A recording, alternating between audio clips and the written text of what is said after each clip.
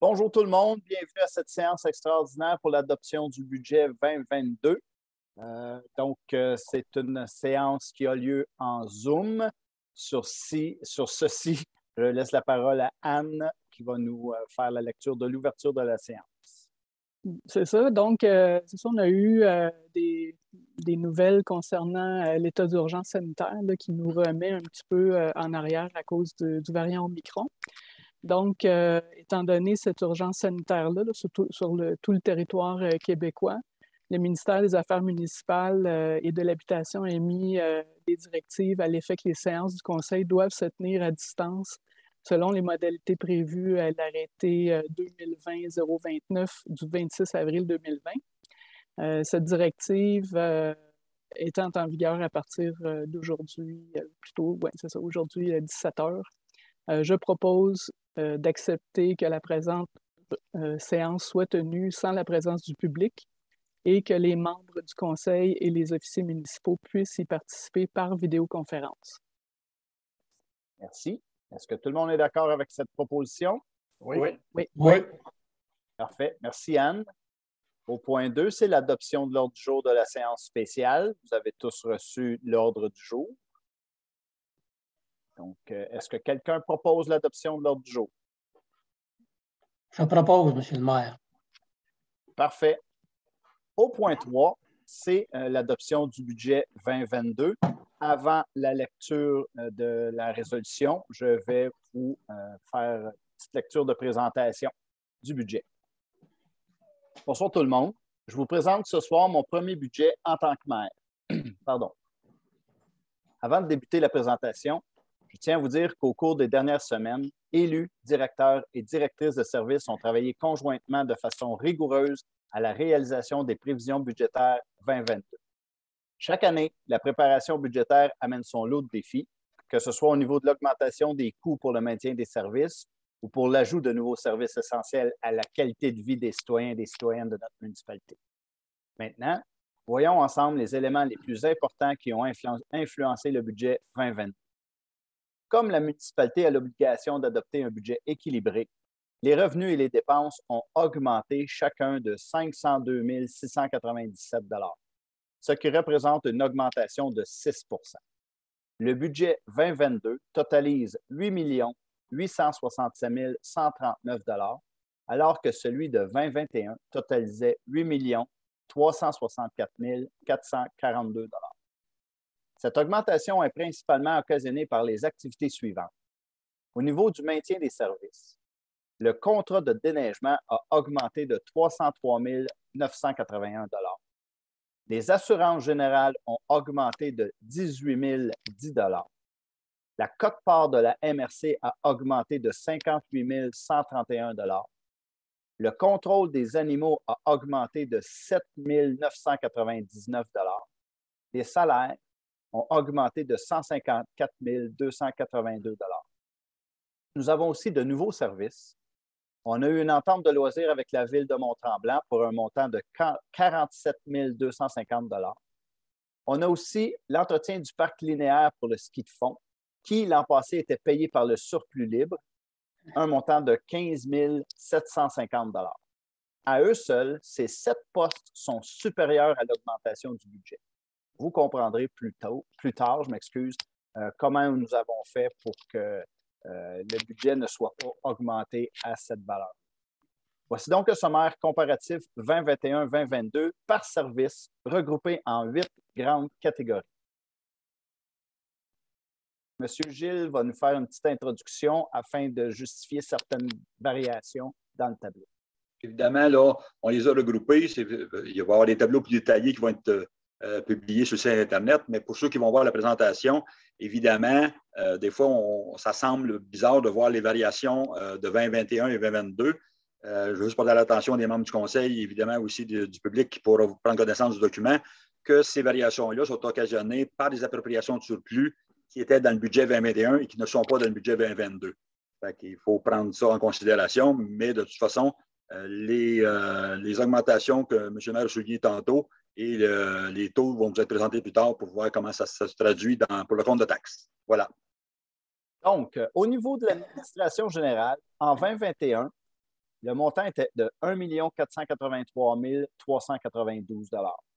En 2022, le montant est de 1 414 347 $. Une variation de moins 69 045 $. Suivant les explications de Gilles, on comprend que l'an passé, il y a des sous qui ont été mis dans l'administration générale. La sécurité publique, 1 380 851 $ en 2021. En 2022, 1 536 831 $, une variation de 155 980 $. Le réseau routier, transport, 2 11 929 en 2021. En 2022, 2 199 069 $, une variation de 187 140. L'hygiène du milieu, en 2021, 1 251 820. En 2022, 1 352 204 pour une variation de 100 384 $. L'aménagement, l'urbanisme, le développement, la santé, bien-être, en 2021, 412 248 $. En 2022, 413 233 $, une variation de 985 $. Sport, loisirs et culture, en 2021, 963 471. En 2022, 1 105 824 pour une variation de 142 353. Les frais de financement en 2021, 253 263. En 2022, 280 199. Une variation de 26 936 $. Le remboursement en capital, en 2021, 699 900 $. En 2022, 818 600 $, une variation de 118 700. Pour financer ces augmentations de dépenses, certaines hausses de taux et de tarifs sont nécessaires au maintien des services. Donc, les taxes à l'évaluation. Pour le résidentiel, en 2021, le taux était de 56 sous,61 du 100 $ d'évaluation. En 2022, il est passé à 58 sous,19 du 100 $, donc une variation de 1,58 sous. Les résidences de tourisme, en 2021, 75,81 sous du 100 $. En 2022, 77,60 sous du 100 $, une variation de 1,79 sous. Le commercial, en 2021, était de 95 sous du 100 $. En 2022, il est de 97 sous du 100 $, donc une variation de 2 sous du 100 $. La taxe de service de la dette, en 2021, il était de 9,35 sous du 100 $. En 2022, il est de 11,06 sous du 100 $, une variation de 1,71 sous.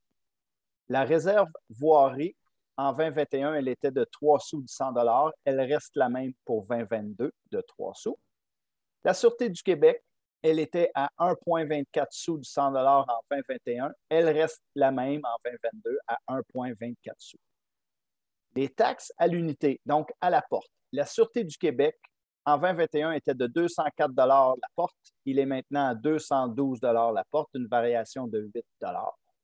Matière résiduelle, 151 $ la porte en 2021. Il reste le même en 2022, donc pas de variation, 151 $. Tarif aqueduc, en 2021, il était de 161 $ par porte. En 2022, il est à 188 $, donc une variation de 27 $.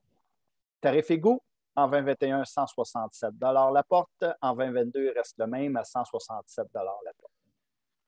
Le Conseil a aussi fait le choix d'affecter du surplus libre et du surplus affecté pour amoindrir certaines hausses.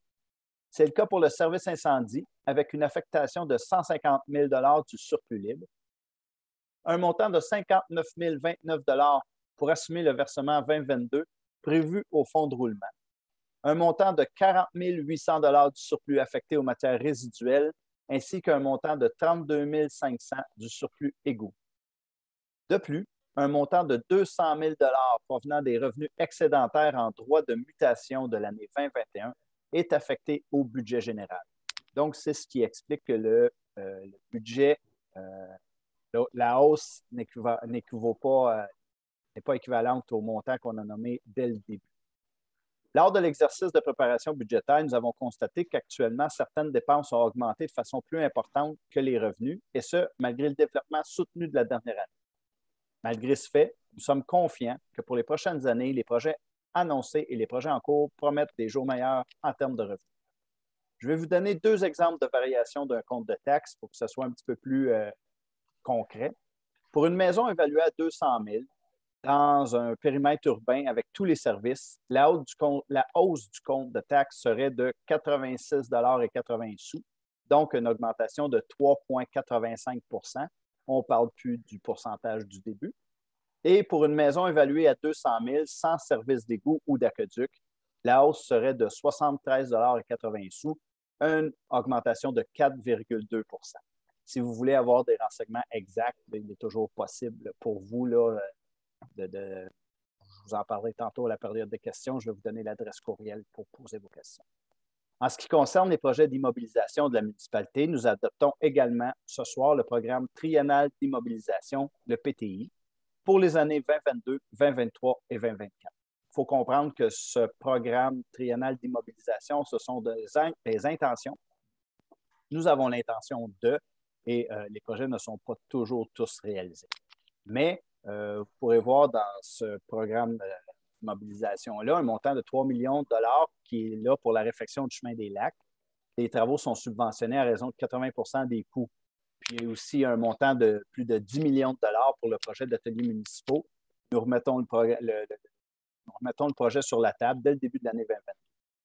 Il y a un montant aussi de 562 818 $ qui apparaît au PTI pour les véhicules du service incendie suite à la dissolution de la RINOL. En terminant, je veux remercier l'ensemble des élus et les membres du personnel pour leur implication dans le processus intense et rigoureux qu'est la préparation du budget. Il y a un merci particulier aussi à Mme Fanny Chartrand, notre directrice de la trésorerie, qui a la responsabilité de recueillir, de compiler, d'analyser et d'assurer l'exactitude des données financières nécessaires à l'élaboration du budget. Merci, Fanny. Pour terminer, je profite de l'occasion pour vous souhaiter à tous et à chacun un joyeux temps des fêtes en toute simplicité. Même si la vie nous joue des tours depuis près de 2 ans, profitez de ce temps de réjouissance pour vous ressourcer et amorcer la nouvelle année avec optimisme. Donc, je cède la parole à André pour l'adoption, pour la résolution du budget. Considérant qu'en vertu de l'article 954 du Code municipal, le Conseil doit préparer un budget pour l'exercice financier 2022. Donc, dans ce budget, afin de maintenir la hausse du taux de taxe foncière générale à un niveau raisonnable, le Conseil souhaite affecter au budget 2022 un montant de 200 000 $ provenant de revenus excédentaires en droit de mutation de l'année 2021. Donc, M. Devers, j'en fais la proposition. Donc, c'est proposé par M. André. Est-ce qu'il y a des gens qui désirent s'exprimer ou qui désirent voter contre? Donc, tout le monde est favorable? Oui, M. le maire. Merci. La résolution, elle est adoptée. Au point 4, c'est l'adoption du programme triennal d'immobilisation 2022, 2023, 2024, comme j'ai fait un peu le préambule tantôt. André. Oui, considérant que ce document doit détailler l'objet de le montant et le mode de financement des dépenses en immobilisation que prévoit effectuer la municipalité et dont la période de financement excède 12 mois, considérant que l'adoption d'un programme triennal d'immobilisation est requise en vertu de l'article 953.1 du Code municipal, je propose d'adopter le programme triennal d'immobilisation 2022, 2023 et 2024 de la municipalité, dont copie est jointe à l'original de la présente résolution pour en faire partie intégrante. Le dit programme totalise 19 361 808 $ répartis comme suit. En l'année 2022, 14 479 632, 2023, 3 444 994, 2024, 2 millions pour un grand total de 19 361 808 $. C'est proposé par André. Est-ce que des gens qui s'opposent? Merci. Donc, la résolution, elle est acceptée. Au point 5, c'est la période de questions. La municipalité n'a reçu aucune question portant sur l'adoption du budget et du programme triennal d'immobilisation préalablement à la séance. Toutefois, il est possible pour vous, si vous avez des questions, comme je l'ai mentionné tantôt, si vous voulez avoir plus de détails, vous pouvez communiquer directement avec Mme Danielle Gauthier par courriel au dire.greff@sflc.ca. Elle se fera un plaisir de répondre à vos questions. Sur ce, l'ordre du jour est épuisé. Ce serait la levée de la séance spéciale. C'est proposé par... Je propose la levée de la séance spéciale. Donc, est-ce que quelqu'un s'oppose?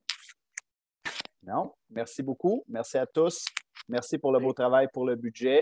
En espérant, souhaitant que nous ayons encore de bonnes nouvelles plus tard dans l'année. Merci à tous. Merci. Merci. Merci beaucoup. Merci. Merci tout le monde.